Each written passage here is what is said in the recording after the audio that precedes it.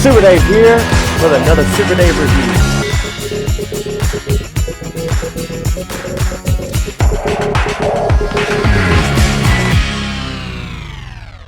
Super Dave here with another Masters of the Universe Revolution review. That's right, we know him as Duncan, Man-at-Arms, but in the Netflix Masters of the Universe Revolution series, we found him to be in his new outfit, Man-at-War. Let's take a look at him, and I really don't know what to expect. I've seen basically what you've seen, the series, if you've watched that, and some product shots of this box and the look of this box, but I can't wait to break him open and check him out. I will say that even in the product shots and even in hand, first impression, I'm not a big fan of the face. It looks very animated, but we'll see.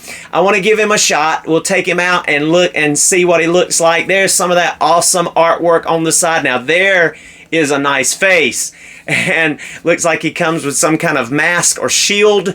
Looking cool. I've got to go back and watch the Revolution series to kind of remember what was going on there. And then on the other side, this artwork wraps around here, and we get some other teases here of this war going on and explosions. And here's our product shots.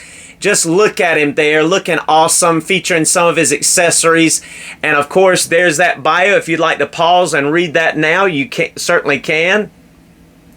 You can also see the other product shots here as far as the selling points, and we've done Battle Armor Skeletor, and we've done Sorceress Teela with the powers of Ka, and we're doing Man-at-War now. So next will be Merman, if you're keeping count. New Eternia Merman. Everybody's really raving over him, so I can't wait to check him out last. But I had to go ahead and set up our Castle Grayskull back here so we could check out Man-at-War. Let's go do it right now.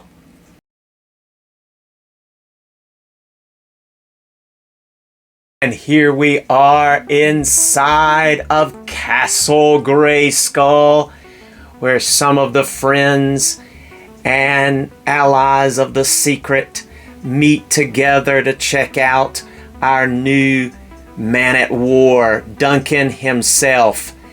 He-Man is here, Teela is here. Even Ram Man has shown up over here in Man-at-Arms workspace, and they're all checking it out as He-Man and Battle Cat arrive. We are now going to take a look at our Revolution Man-at-War's accessories. And our Man-at-War comes with basically one true set of hands. This is a normal hand, but this hand is actually a part of this weapon type plug-in. It does have a hinge, but he comes with a balled up fist that can plug in once you take this off to make this a normal arm. So one set of hands plus this weapon piece that he comes equipped with out of the package. He does not have but one head sculpt, unfortunately. And I'm not crazy about this. It looks very toyish to me. I feel like they could have done a better job with something about this. I mean, there's a look at what we got as far as the box art, which I know they haven't really been getting that true to form anyway, but just wish they had done something a little different. This does not look like Man-at-Arms with this helmet and outfit on it. It looks like somebody else, in my opinion. So I don't know, just not very pleased with the overall look of this this face on the inside overall, but definitely an impressive looking action figure. He also comes with, basically, we know how he has that club, that mace type weapon, and instead of it being with a handle, they have it where it can be attached to this right arm, and here we have it opened up. The dome has opened, and with a laser cannon on the top that has popped out of it. So it's like it transforms and opens up, and I believe that's what we saw in the Revolution series. And so this would be when it is closed up, but still on his arm. Or you can have it removed completely, and use the fist. Now he comes with a mask that is translucent with some white paint on it, and the paint apps are horrible. You can see through the white a little bit to the red transparent mask underneath, and there's some spillage there, as you see on that the right side of the mask, our left, and it just looks sloppy. I'm gonna have to see if I can correct that with some of my own white paint. But yeah, the paint apps are horrible on the mask on my copy. I hope that's not across the board. And then he comes with a little laser or fire effect that will plug into this cool laser gun that comes out of that arm cannon type mechanism, which is really cool. I love the way that is done. It's got some paint apps or like some buttons on the side there, so that's neat. You can see just how cool that looks, and it, you know, is complete with the motif. He's got like a white boot with a shin guard here with a gold over here and this armor right here, and you know, we've seen the big giant shoulder armor on Man-at-Arms before, so I think overall he's an awesome looking action figure. There's just a, you know, the face kind of messes it up for me first impression even out of the package. But let's go ahead and take a closer look, as well as our Man-at-Wars Articulation. All right, let's move our Man-at-War a little bit closer in here so we can get a really good look at him. And he is looking really good. And again, take a good look at that head sculpt. Actually looks a little bit better up close. You can see some of the indentions around the eye and the wrinkles a little bit, kind of in the curvature. So I don't know. You can see even a little bit of a beard going on under there. So I mean, it might be okay. It's just the eyes are well done. It just doesn't look much like, Man-at-Arms to me. But let you decide. The helmet is really cool, and just I don't know, this bright white just really looks cool. It's a neat overall motif, something different. See how you can see the accents or little buttons or whatever that's on that laser piece of that little piece of cannon. And I'll go ahead and show you that plugs in here. So you got that blast effect. So he can use that to shoot.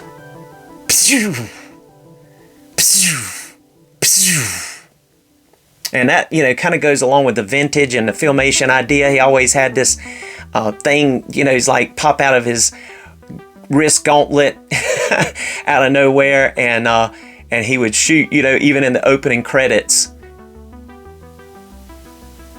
So that's kind of neat how that, is reminiscent of that.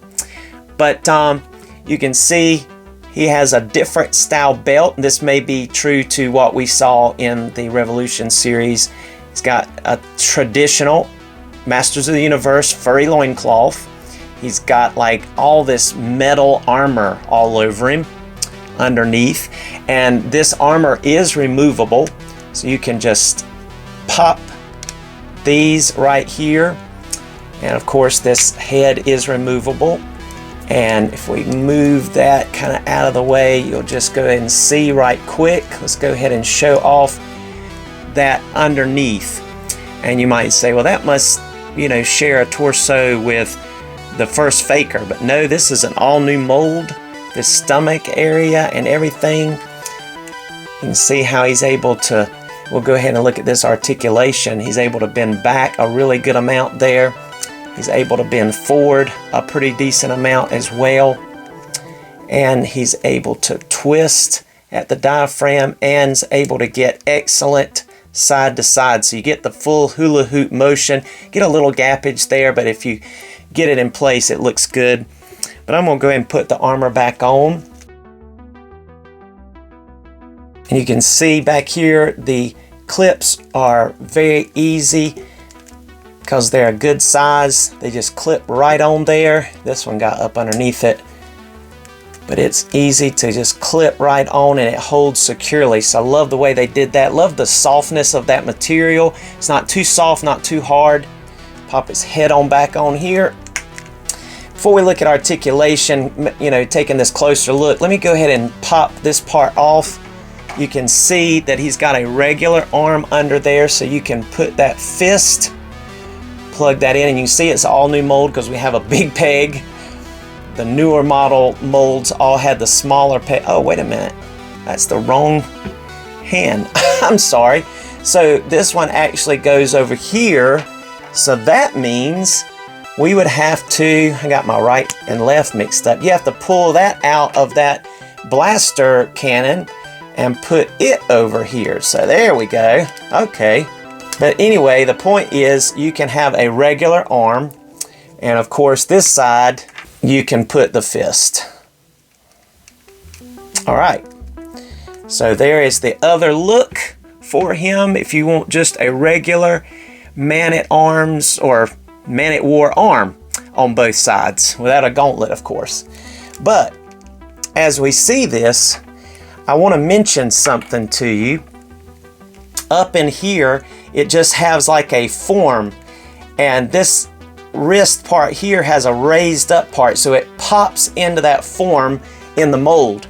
So if you want to replace, instead of having the mechanism that's already open and engaged, where it's the mechanism closed with the mace piece closed as well as part of his armor, you can pop on this and it pops right in place and it will rotate as you see there. And so now you have his regular mace weapon, but instead of him holding like a handle and it's got like a jewel there, it pops on so he can really punch somebody with that mace now. And boy, that would, you know, present a big wallop of a punch, I would say. So that's pretty much the closer look and how you can plug in all of those things. But let's go ahead and look at the mask, and let me just show you very quickly here what I was referring to earlier. This mask has pretty poor, you know, they didn't stay in the lines.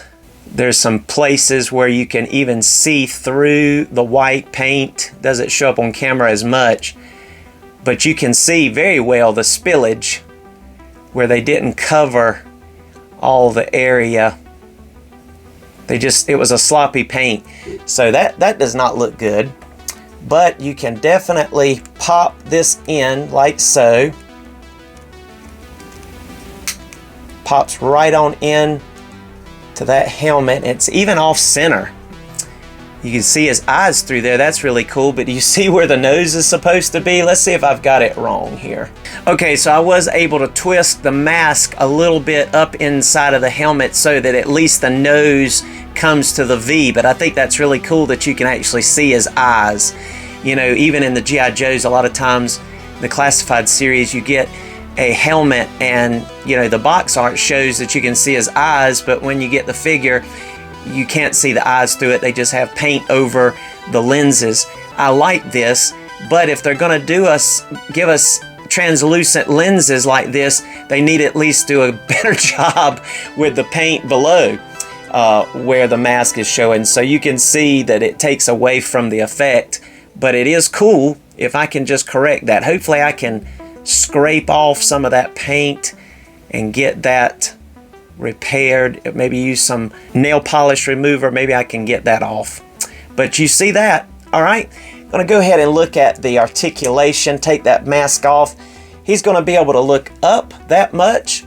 He's going to be able to look down all the way. Kind of goes inside of his little thing, kind of like we're used to him having. This one isn't accentuated as much as like the orange one, but it's still present. The idea is still there, kind of thing.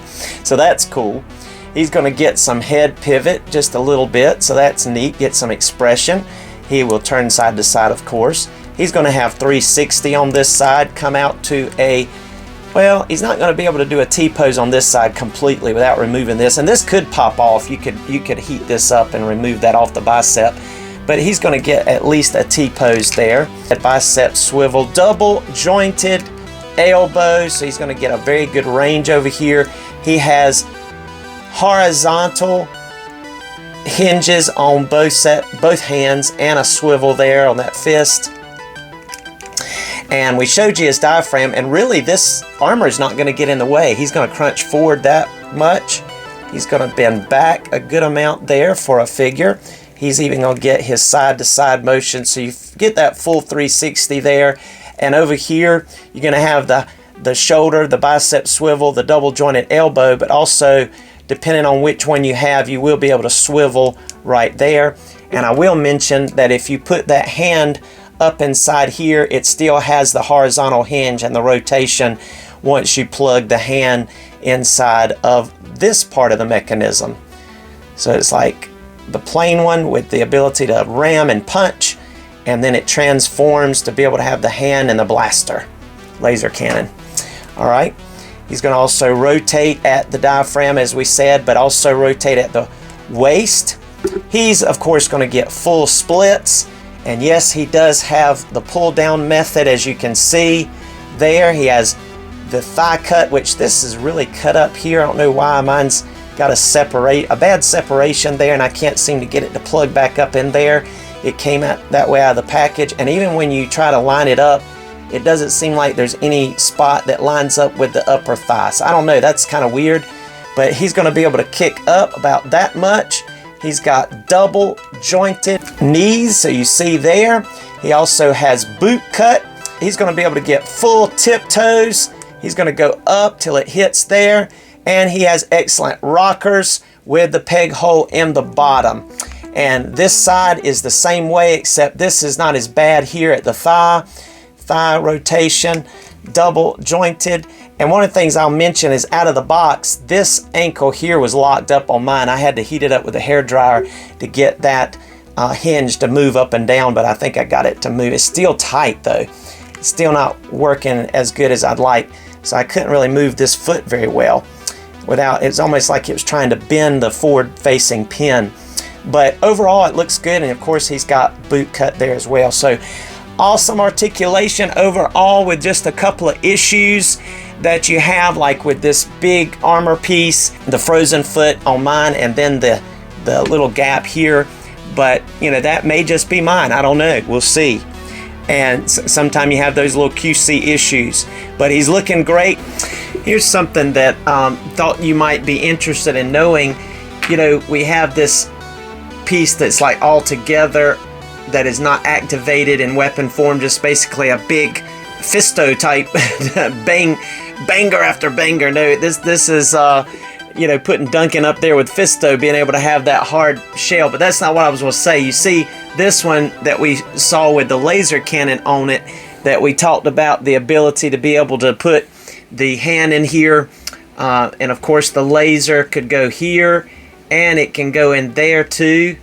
You can even put the laser there, but you can also pop that off like that, and pop this off, because that rotates. You can pop that off, and you can put the closed one on the one with the laser, and see the laser will still go on there, and you can put the open one on with the closed one and still put the hand in there if you'd like to. So I was going to mention that, didn't notice that till after I got to messing around with him in videos. So that's cool to know. Now let's do some comparisons.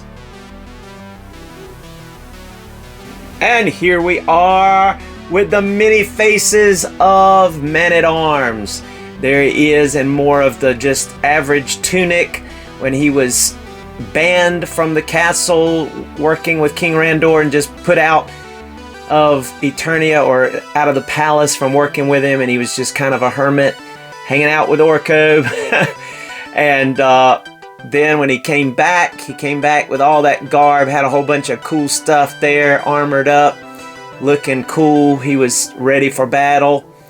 And here's the new Eternia one, but I did put one of the Hordak MX head sculpts with the holding his helmet, because I like his head sculpt better than the ones that came with that figure. They're okay, but they're not my favorite. But I love this head sculpt by Hordak MX for Men-at-Arms. And then here's the first one we ever got in the Masterverse. That's the first Duncan we got. Felt like his head was kind of a little small. Helmet was a little small, everything compared to his body, but looking pretty good. Still like his outfit and his overall look. He was our, I think, wave 1.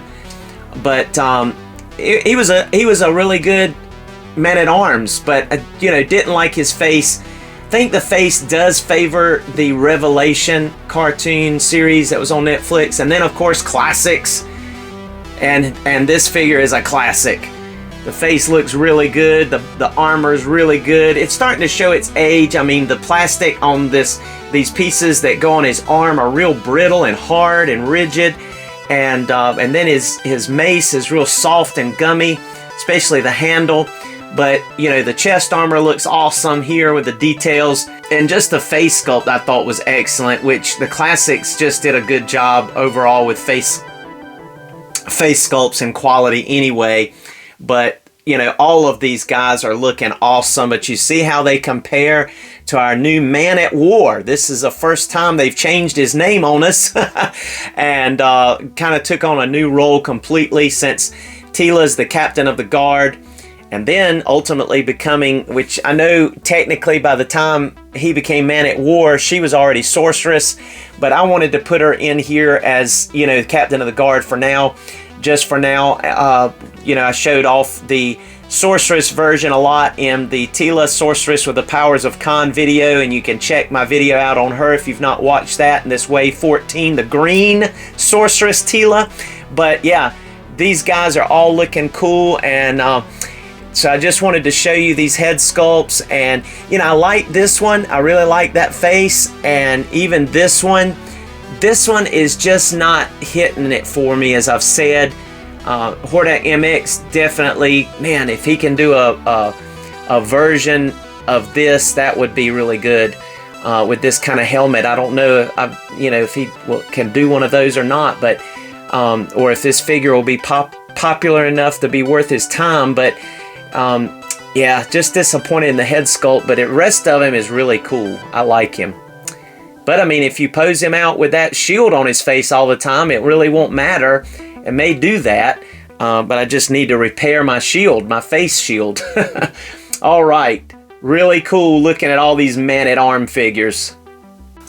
Okay, here is our Man-at-Arms next to our He-Man. I told you in the last video that in the next video with Man at War, I would show you the head sculpt that I ordered from Names Project on Instagram.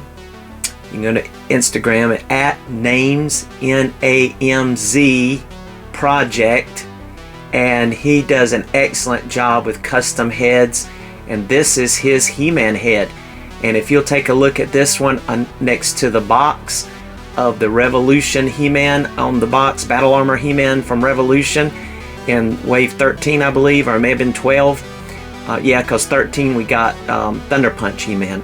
But anyway, you will see that this face looks almost just like the one that was on the box. And he had created this before that box art, I do believe. But anyway, I've got a video reel on Instagram showing that. But just look at these two together. I mean, looking good. Now, I will show the regular He-Man here beside him, because that's only fair. And you can make up your own mind which He-Man head you think looks more like what we saw on the package art. And here's all three together, and I know we're reviewing Man at War, but I just want to take a second to let you see this is what Mattel gave us. And that is my custom head from Names Project. And shout out to his excellent work and painting skills. He painted these heads and molded them, and got the because he originally released it for the original He-Man release with that color scheme, but then he released it because a lot of people are asking for it for this new He-Man buck that came with the ability to be battle armor or regular Revolution He-Man. And man, does that head not look like what we got in the package art. But this definitely does not. Man at War does not look like what we got on the package art. it's not a bad head sculpt, but the mustache being shiny and so thick and not being able to see his beard for that chin strap, maybe that's what's doing it, so to speak, but I still think there could have been a better way of doing it. But there again, if we use that mask that he came with, I guess it won't matter, because that is cool that you can see his eyes through that. But there you have it. I'll do just a few more comparisons before we leave you today. And here we have some awesome figures lined up together along with our Man at War. And I did repair his face shield, got it painted up there evenly with some white paint and scratched off some of the out of bounds paint as best I could. But I think he's looking better, and I like him with the mask. I think I'm going to keep the mask on because I like seeing his eyes. Then I don't have to see that face. But there is some of Duncan's friends and allies right there all together. There's Roboto back there. I'm excited about Wave 15. We're supposed to get a new Eternia Roboto. That's the Revelation Roboto. But looking awesome here. Looking great. Just excellent across the board here with these figures. And even Ram Man's still over there. Hey Ram Man, take care now. And thank you so much, all of you, for joining us for this Super Dave review. And come back and see us as we'll be looking at Merman next. If you haven't checked out the other figures in Wave 14, they're all up except for Merman, and he'll be up soon. So be blessed. Talk with you later. And here's some photos in the photo gallery.